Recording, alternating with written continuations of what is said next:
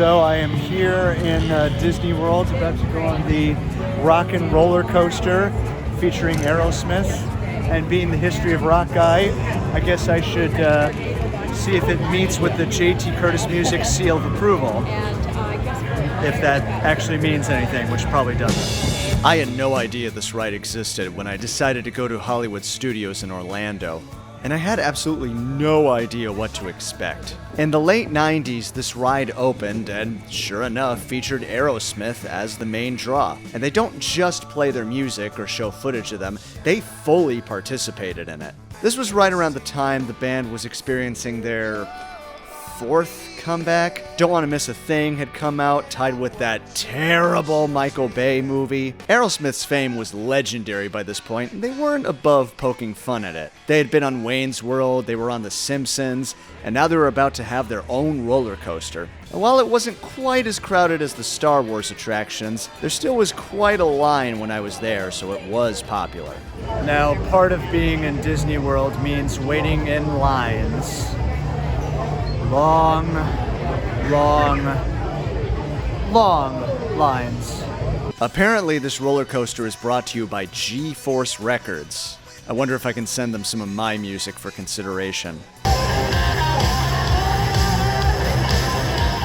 They're playing lots of good music in line. You got some Led Zeppelin, Immigrants on.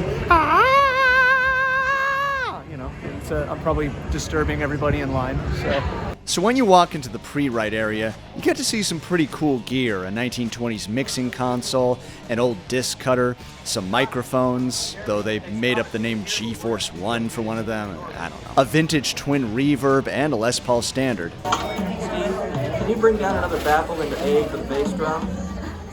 Gotcha, you're right there. I don't know why the recording light is blinking on and off. I guess they decide they're gonna record and then they don't record and they can't make up their minds, but I have no... Ladies and gentlemen, welcome to G-Force Records. Please stand behind the line. In just a few moments, the door sushi will be opening towards you automatically. Thank you. There's even a full mock-up studio in the main room where Aerosmith themselves are participating in the recording session for Walk This Way. I thought they recorded that back in 1975, but whatever. It's pretty cool that Aerosmith just stands there all day long greeting guests on their roller coaster. You may think it's a hologram, but Steven Tyler shows that he's very dedicated to his fans, who pay him lots of money. Hey, wait a minute. We can't leave these people here like this. That's right. We can't? No. Come on, you know how we feel about our fans. Yeah, that's right. Well, guys, what do you expect me to do? Send them all with you? Yeah. Why not get backstage passes? Wait a minute. I love that idea. It was his idea. How about some backstage passes? Oh. Yeah. Come on, make it happen. So on all seriousness, they have a little cheesy sketch about needing to get to the gig and wanting to take their fans with them. Listen, I'm going to need a bigger car. Make it a stretch. In fact, make it a super stretch. So I guess the roller coaster itself is the Highway 101 in Los Angeles.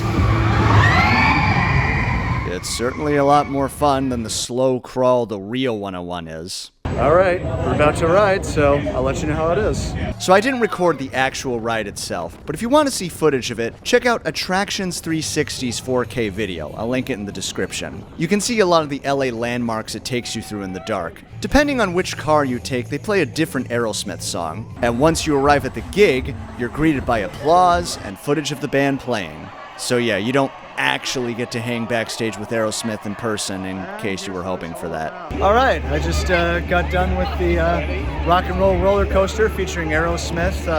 It was pretty fun, didn't take too long. It was, you know, roller coaster in the dark, not unlike Space Mountain, some of the other rides I've been on at Disney. They play some Aerosmith. I couldn't really tell which song they were playing.